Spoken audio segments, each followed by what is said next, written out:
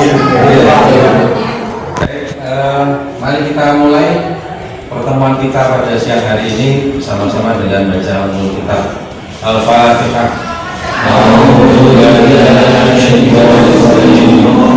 Bismillahirrahmanirrahim.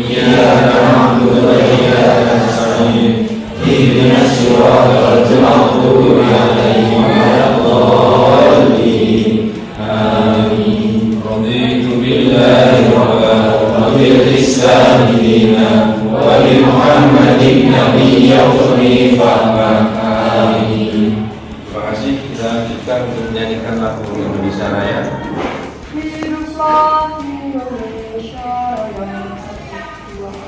Indonesia tanah airku, tanah sarang tanah airku, marilah kita berseru, Indonesia bersatu.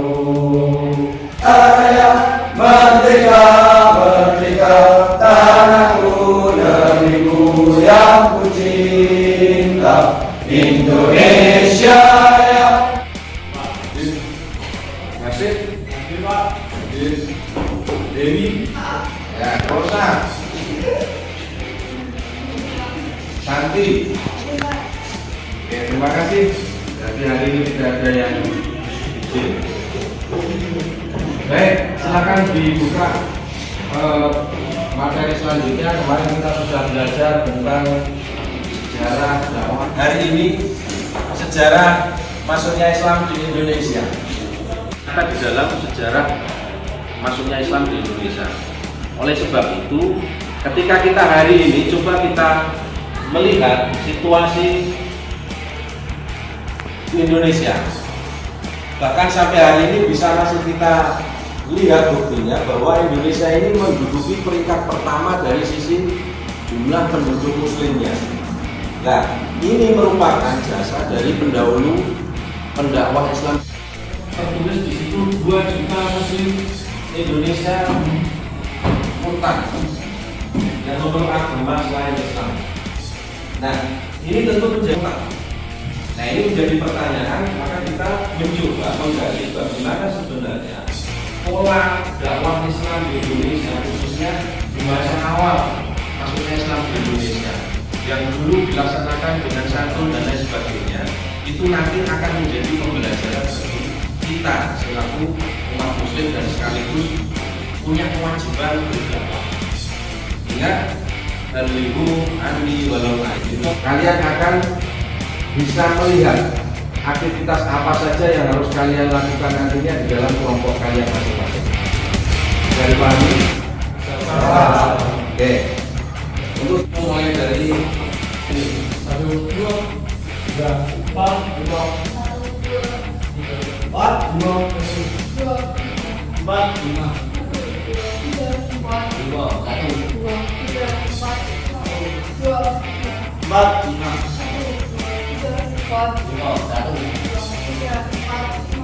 Nah, pas ya, tadi silakan.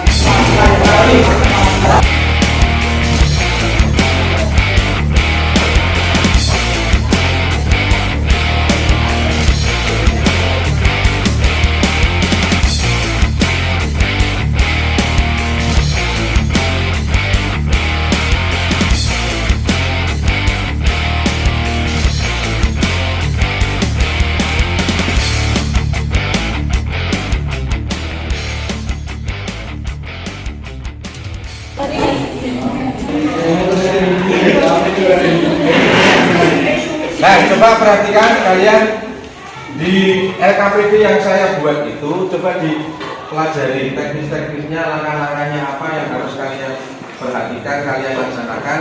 Kalau ada yang kurang jelas, coba ditanyakan. Silakan mulai dari sekarang.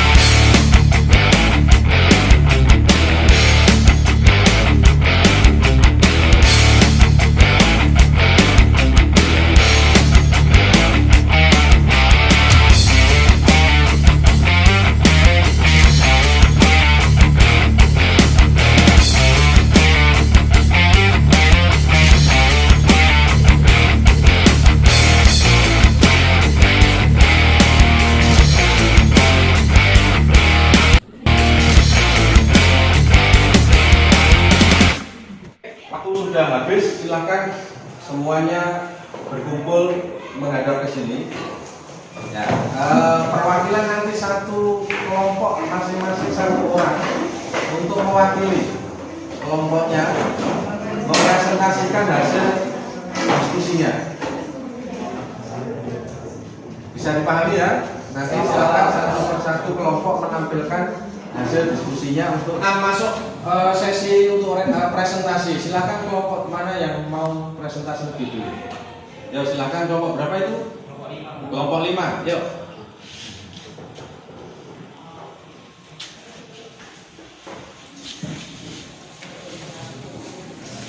Silakan disampaikan hasilnya. Waalaikumsalam warahmatullahi wabarakatuh. Saya perwakilan dari kelompok 5 ingin menyampaikan hasil diskusi kami mengenai jalur masuknya Islam di Indonesia. Teman-teman semua bisa lihat di depan, ini ada peta konsep mengenai jalur masuknya Islam di Indonesia. Jadi, jalur masuknya Islam di Indonesia itu ada 4 teori. Yang pertama, teori Gujarat, kemudian teori Arab, teori Persia, dan teori Cina. Kemudian masuk kepada sejarah masuknya Islam di Indonesia, mengenai strategi dakwah dan perkembangan Islam di Indonesia. Strateginya perdagangan, perkawinan, pendidikan, tasawuf, dan kesenian atau budaya. Sekian dari saya mewakili kelompok 5 yang menyampaikan mengenai masuknya Islam di Indonesia. Terima kasih. Wassalamualaikum warahmatullahi wabarakatuh. Waalaikumsalam warahmatullahi wabarakatuh. Tepuk tangan.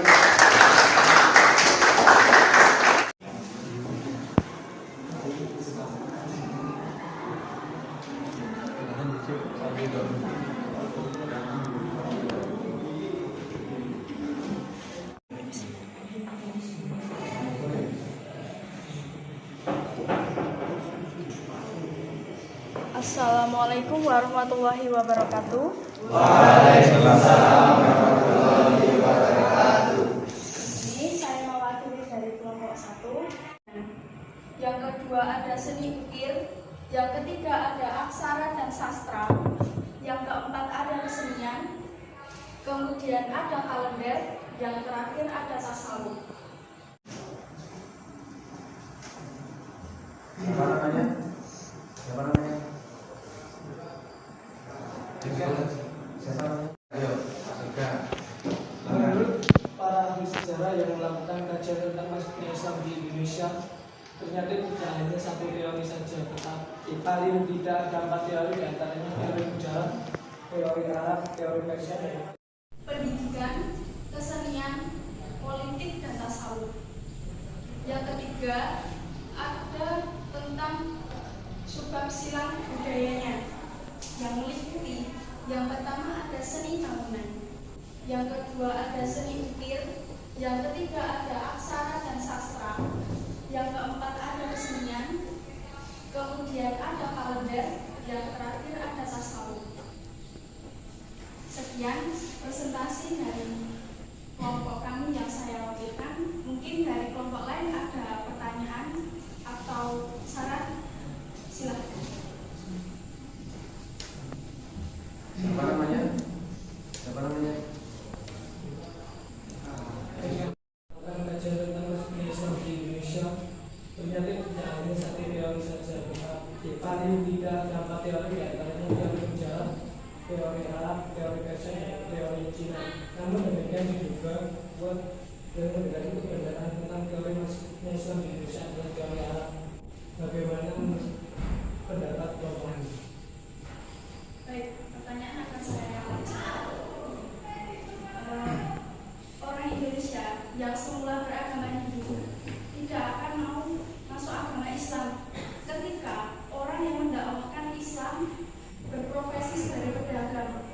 Karena dalam tradisi Hindu, orang yang paling berhak berbicara tentang agama hanyalah ahli agama dalam susunan struktur kastanya, sehingga diyakini bahwa penyebaran agama Islam di Indonesia itu.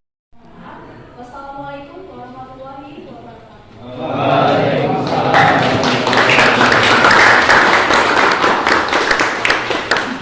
Sebuah teori yang memang secara fisik buktinya ada, meskipun ada yang menekankan bahwa memang orang Indonesia itu percaya sebagai pembawa misi dakwah.